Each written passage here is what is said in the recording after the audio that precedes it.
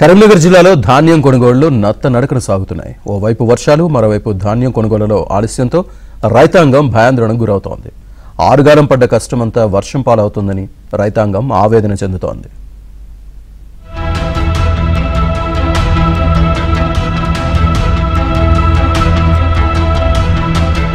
కొనుగోలు కేంద్రాల్లో రైతులు నిరీక్షిస్తున్నారు. ధాన్యం కొనుగోలు జరపాలని అధికారులను వేడుకుంటున్నారు. కరీంనగర్ జిల్లా వ్యాప్తంగా కొనుగోలు కేంద్రాలకు ధాన్యం తెచ్చి 20 రోజులు దాటుతున్నా ఇంకా ధాన్యం కొనటం లేదు. కొనుగోలు కేంద్రాల్లో సరైన సదుపాయాలు లేక తెచ్చిన ధాన్యం వర్షానికి తడిసి ముద్దవుతోంది. కొన్ని చోట్ల ధాన్యం మొలకలు రావడంతో రైతాంగం విలపిస్తోంది. కరీంనగర్ జిల్లాలో అధికారుల నిర్లక్ష్యం కారణంగా కొనుగోళ్లు నత్తనడకన సాగుతున్నాయి. 3.5 లక్షల మెట్రిక్ టన్నుల ధాన్యం కొనాలని టార్గెట్ గా పెట్టుకున్నారు.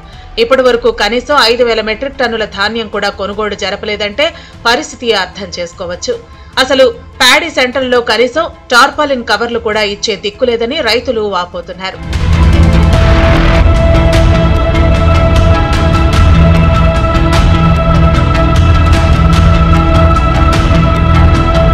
కొనుగోలు కేంద్రాల్లో వర్షానికి తడిసిన ధాన్యం మొలకెత్తుతున్నాయి.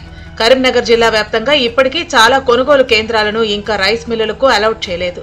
తేమ 17% దాటిన ధాన్యం కొనకపోవటం, వర్షానికి ఆ ధాన్యం తడిసిపోవడంతో మళ్లీ తేమ శాతం వచ్చే వరకు రైతులు ధాన్యాన్ని ఆరబెట్టేందుకు ఇబ్బంది పడుతున్నారు. ఇంకా కొన్ని చోట్ల గన్నీ బ్యాగులు కూడా రాలేదని రైతులు వాపోతున్నారు. తెచ్చి 20 రోజులవుతున్నా కొనుగోళ్లు జరపటం లేదని మానుకొండూరు నియోజకవర్గంలోని రైతులు విలపిస్తున్నారు. ఇక అత్తలేరు రోజు రేపు అత్తరు ఎల్లుండి అత్తరు అంటారు. మొన్న వచ్చి కాంట పెట్టిపోయినట్టే చేసిర్రు, ఎమ్మెల్యే వచ్చిండు అన్నారు, ముగ్గు పోసిర్రు, అన్ని చేసిర్రు. రేపు అత్తరు అన్నారు, వాటికి వారం రేపు అత్తరని మాచర్ వచ్చినాయి. ఎన్నడో మాచర్ వచ్చినాయి. 10 రోజులు మాచర్ వచ్చి దీపావళి అవతల కుప్పలు పోసినాం. మాచర్ వచ్చినాయి, కుప్పలు పోసినాం. మొన్నటి దీపావళి వానకు ఓసారి ధర పోసినాం. ఇప్పుడోసారి మళ్ళీ చేసుకోండి. డిపాజిట్ 4 బత్తాలు 3 క్వింటాలు 4 క్వింటాలు అన్ని వ్యాపారం చేస్తాను. అట్నింత నట్టం, కోసినంత నట్టం, కైకిలింత నట్టం, కొన్ని కొట్టుకపోయినాయి, కొన్ని పొలాలు అడ్డంబడి ఉన్నాయి. ఇప్పుడు సారు మొత్తం ఏమి లేకుండా ఉన్నాయి. 2 ఎకరాల పొలం అడ్డంబడి, 2 ఎకరాల పొలం అడ్డంబడే ఉన్నది. అది ఆ నీళ్ళలో ఉన్నది. అది ఈ ఉన్నాయో గడ్డ కొట్టుకపోయినాయి రాత్రి ఏమి లేకుండా. కొట్టుకాడికి తీసుకపోతే నాకు మచ్చరత్తలు, నాకు మొలకత్తాయి, నల్లబడ్డాయి, ఇది ఉన్నది అది ఉన్నది అని లెక్క పెడతారు. దమ్మ బండి గిట్ట పోతాయి, 4 క్వింటాలు పోతా, 3 క్వింటాలు పోతా అని అంత ఇచ్చేస్తే మొత్తం ఆనికే. మాకేం లేదు. 6 గాలు చెప్తే మళ్ళీ అడక తిరుడే. 6 గాలు చెప్తే అడక తిరుడు సారు. ఏం చెప్పుకోవాలి? చెప్పుకుంటే బాగా నేను అన్నం లేదు, పోలేదు.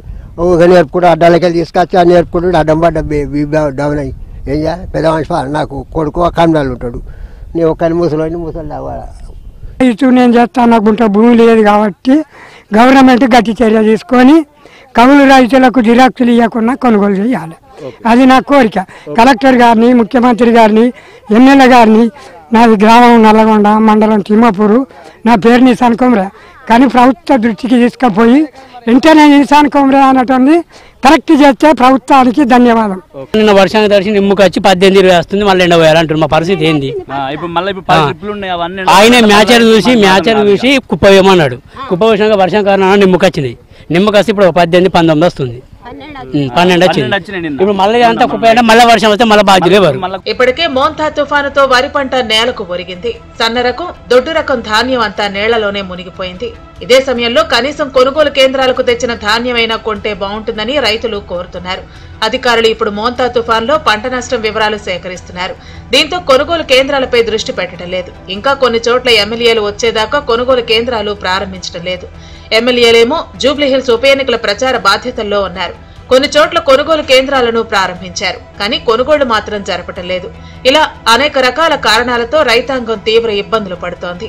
ఇప్పటి వరకు కేవలం 25% కొనుగోలు కేంద్రాలు మాత్రమే ప్రారంభమయ్యాయి. వాటిల్లో కొనుగోళ్లు కూడా అంతంత మాత్రంగానే జరుపుతున్నారు. ఇప్పటికైనా కొనుగోళ్లలో వేగం పెంచాలని రైతులు కోరుతున్నారు.